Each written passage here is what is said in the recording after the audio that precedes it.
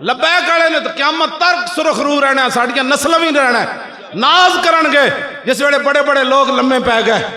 جی بڑے بڑی گدیاں لمیاں پی گئیاں، بڑے بڑے شیخ الحدیث تے شیخ التفسیر لمے پی گئے، اپنے آپ نو بڑے بڑے قائد کہنے والے لمے پی گئے۔ اسلام تے پھر غیرت والا دین ہے نا۔ جدو لوکاں سمجھا کہ ساڑے قد بت تے اسی چلن والے تے بڑے بڑے جناب قد آور تے ساڑے کو 10 لاکھ مرید تے 50 لاکھ مرید، جدو اندر وڑ گئے اسلام تے پھر غیرت والا پیراں تے پیندا نہیں۔ بلال از حبس صہیب از روم، سلمان از فارس اور ابو لہب از مکہ چیبل جبیس، وہ پھر پیراں تے نہیں پیندا۔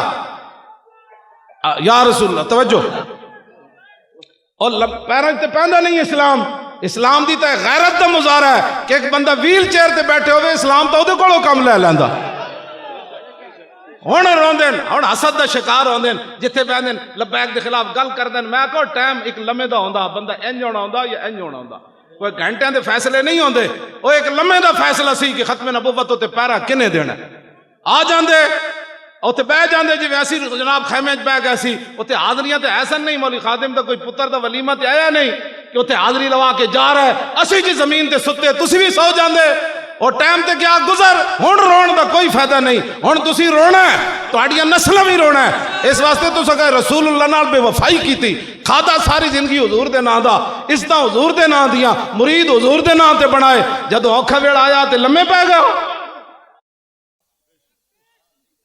بالکل ساڑھے ہاتھ انجن جنوں بہت تکلیف ہے، اسی حاضر ہر ویلے